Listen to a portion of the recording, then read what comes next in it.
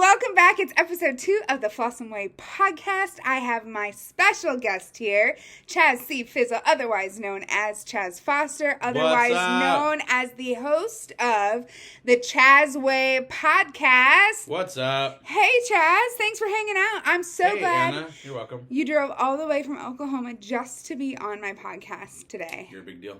Oh, well, thanks. You're kind of a big deal yourself. Thanks. So, I don't know if there's anybody watching or listening that doesn't already know that you and I are in a relationship romantically and Best professionally and platonically. Yeah. So, it's been kind of a crazy journey. This week on the podcast, something that was really kind of a topic I wanted to talk about is patience. Okay, and so patience in multiple different ways and areas. So where I want to start is talking about patience with others or patience with things outside of us. So I'm curious, what are some areas in your life that you struggle or work on having patience with others? Yeah, for sure. So several different areas. Business. We are in the network marketing space, so we deal with a lot of people, a lot of personalities from so many different areas, from whether it's product lovers to business builders to uplines to sidelines. So I think there's so many areas where patience is critical. I also think that I've learned a lot, and I work my way through patience in, things like my son's mom, things like being a parent in general. I think there's so many areas where picking your battle is really, really important. And I think that for me, when you're in the scenario, whatever that given scenario is, that is when you almost sometimes on the fly need to be able to make wise choices, pick the appropriate battle, if you will, and in that insert patience, because patience is going to be a huge, huge factor in that. Sure. So, yeah, I think it's easy to externalize and say, like, if they would do this, or if he would do this, or if she would do this, then everything would be fine, right? Like, why can't you get on my time frame? Why can't you make your priorities my priorities? Why am I less of a priority than so-and-so, or whatever it is, right? And so I think it can be hard to be patient with others, and sometimes just reminding myself, like, I'm not the only person in the world, right? Like, the world doesn't revolve around me. Our relationship doesn't revolve around me, right? So let's transition into that. I would say that hands down, number one, the most common, popular question that we get asked is, why don't you live together? When y'all moving in together, right? Yeah. And I think that it's crazy because we did live together, right? Before we were as committed and serious as we are now, and when we were just friends and just business partners and had no intention of a relationship at all. We lived together, and then the relationship happened, and shortly after, we moved to 2 different states, away from the state that we were living together in. And so, it feels weird and it feels backwards sometimes. And there is an impatience, I think, that we both feel. And we take steps forward and steps back and steps forward and steps back. And we had intentionally planned on living together right now, originally. And that has been pushed out for a variety of reasons. And it can be hard for us and for other people, because there's a lot of people that are following our journey really closely, and they're invested in us, and they all want to know when we're going to live together because they love watching us together. And so I'm just curious how you've navigated patience with our relationship and living together, or lack thereof. Yeah, so let me take it back a little bit. So just to give a quick backstory. So Anna had relocated to North Dakota. I was very serious in the multi-level marketing business that I was in previously to where I'm at now. And Anna had become my friend, and then Anna became a client, and then Anna became a business builder in that team. And so the intention originally was, first of all, hands down, our connection was instant when we became friends, which was through social media. And then developed just a super awesome friendship. And then it became business. And then it was like, well, since we're friends and we're doing business, like, let's see what it looks like to work on business here. So that was North Dakota. So we all ended up in the same household because it made sense. Like, and they had the space, and it was supposed to be temporary. It was, but like, yeah. Like, there was the space, the timing, like things. All in all, it definitely was supposed to happen that way. So 3 months later, it's like, okay, now what's the next step going to look like for us? So that's why we were living in the same household. But the deal was like, okay, I love Arkansas. I had spent some time in Arkansas. I really wanted Anna to experience Arkansas. I was going to go to Oklahoma to be with my mom for a while. And then it just so happens that Anna made the move very boldly, very bravely made the move to Arkansas, which has been an amazing move. And then, but I'm still in Oklahoma being a son and being a dad, and that's really where I feel in my heart I need to be. So I just wanted to give that little backstory. So it's like, that's why, yes, we have lived together. Here's where we are. So to answer what I think your question was, basically, like, how do I navigate the patience of that? I think it is just really, really important of what makes sense in the season that you're in real time with, right? So, like, does it make sense to live together? Does it make sense to be together all the time? Does it make financial sense? Does it make business sense? Does it make relational sense? Does it make parenting sense? Does it make sense as a son to, a mom that's aging rapidly, so for me, I get to navigate all those different areas, and then patiently, I truly need to insert in the areas and the timing that makes sense to me. And so I think that I have had to be extremely patient, and I actually think I've done a really good job with patience in that, because it has not been it's not been easy at all. Of course I want to be with my girlfriend. Of course I want to be in Arkansas. I love Arkansas. I love my girlfriend, and I love the community. Like, I love, geographically I love Arkansas, but I also love where you live. I have a lot of friends in this area. Like, there's a lot of reasons for me to be here, but sometimes you just have to really look at the chapter that's laid in front of you. And so it's a huge part of my life. This chapter's a big chapter. Yeah, and I think one of the things that I see and I admire and respect, although it doesn't always, like, maybe end up the way that I or you would want it to, like, it's not the popular or the comfortable decision. One of the things that you've come to terms with multiple times is, I don't get to have what I want right now. Right? Like, what I want is to be with my girlfriend and to live in Arkansas. What I want is for X, Y, and Z to happen. But I don't get to have what I want because I have responsibilities and obligations to other people first. And then when they're taken care of, then I have to be patient so that I can have what I want after my responsibilities have been taken care of. Right? And so I also have to have patience on the flip side, because it can be really easy for me being like the only one here, not seeing what's going on in Oklahoma and all the things that you're balancing. And that's where communication for us has been hands down like the most important part of our relationship, because we are each other's best friend and main support, and we have to communicate in order to be on the same page and to be championing each other in patience, right? So, Jesse Powell's on.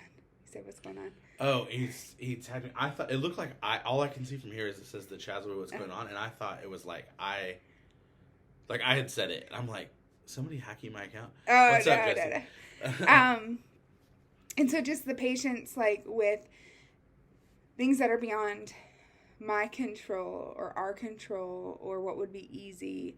Also the patience of allowing myself to go through this journey that I'm going through, right? With redefining who I am as a woman, and redefining what my future is going to look like, and redefining what relationships will look like for me as I move forward, coming out of a recent, divorce after a long-term relationship and marriage, and just kind of at almost 38 years old, starting my life. Dang, are you almost 38? Yeah, I'll never be as old as you, though. I'm going to trade you in. I know. Well, I'm going to trade you in for that sugar daddy.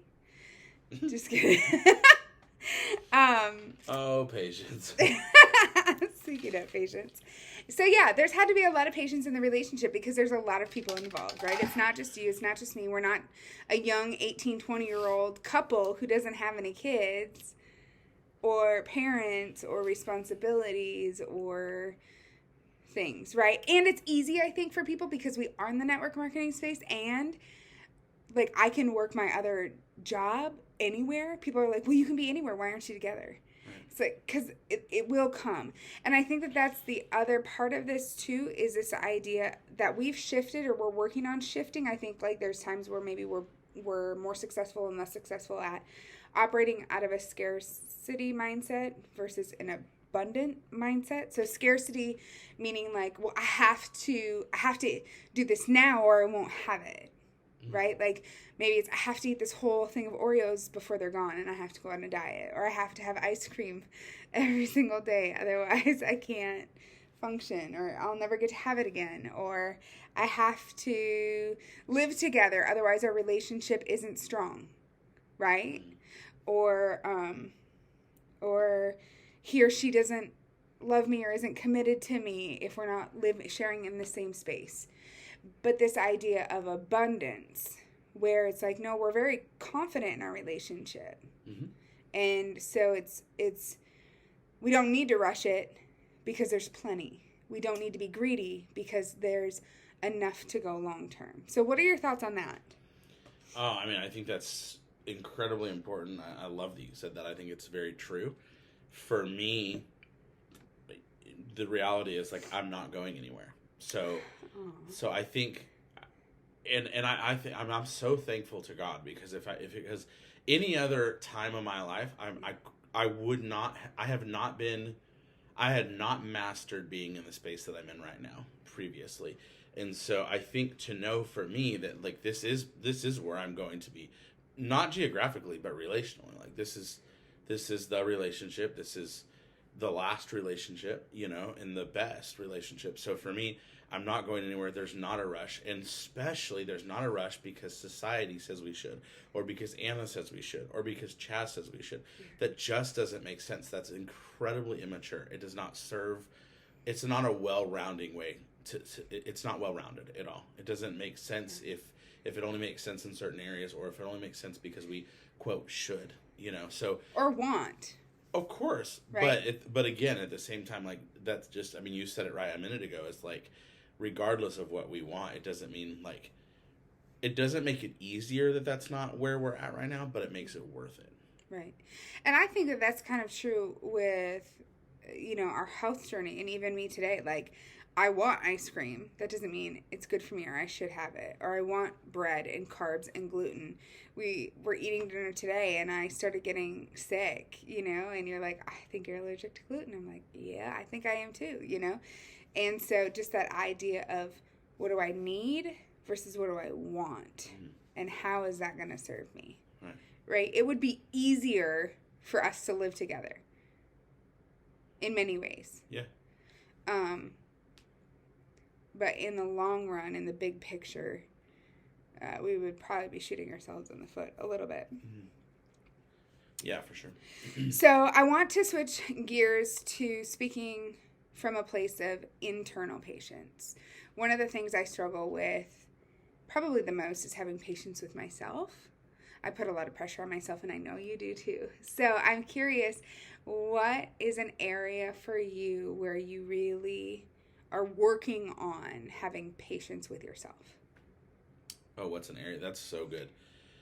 I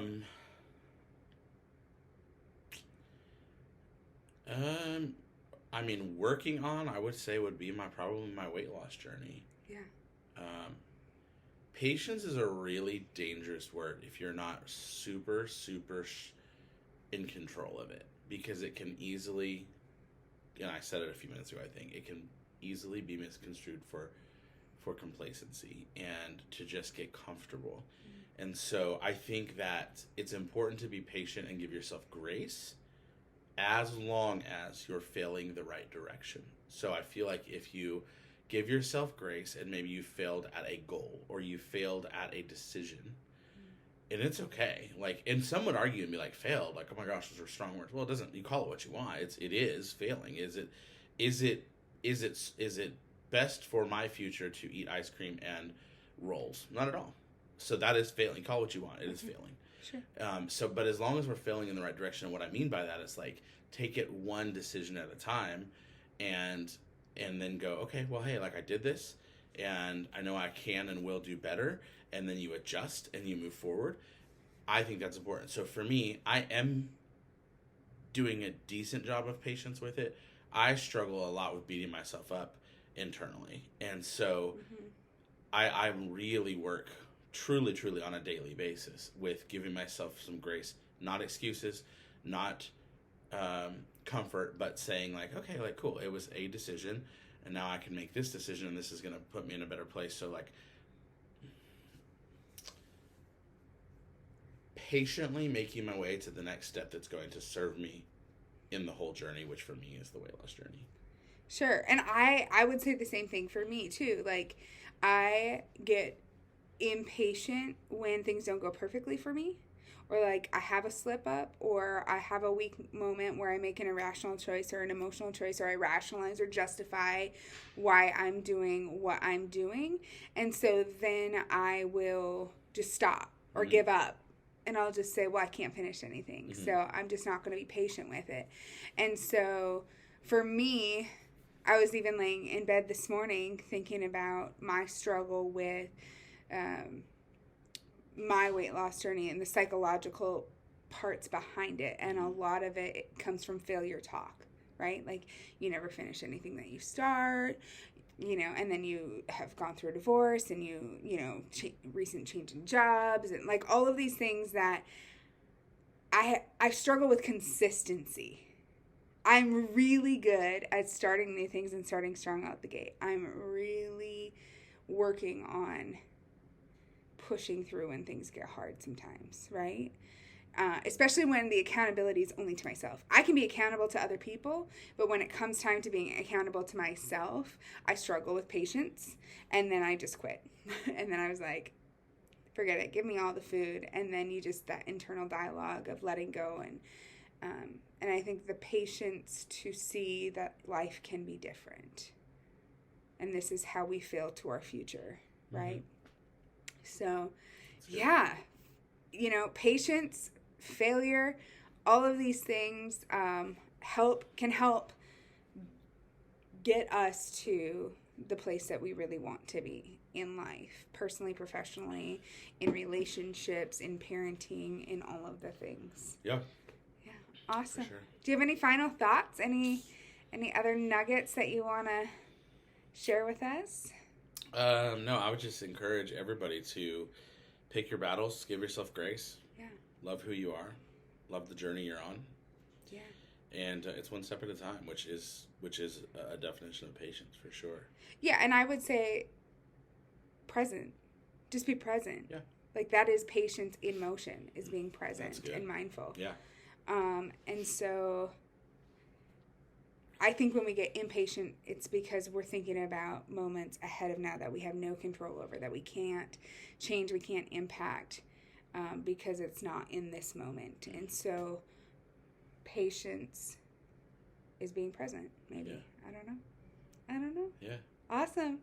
Well, thank you so much for hanging out with us, sharing your wisdom, and spending time with me this weekend. It's obviously my favorite times are when we're able to be together. Where'd you get your hat? Oh, I got my hat. It says Good Vibe Tribe, and I got it today when we were in Hot Springs. I've never been to Hot Springs yet, and so we went and we toured some different things, different shops, and we went out to eat, and we had a great time with friends and with Braxton and Lexi, and it was just a great day. And so, yeah, I'm rocking my new Good Vibes Tribe hat, which is my souvenir from Hot Springs.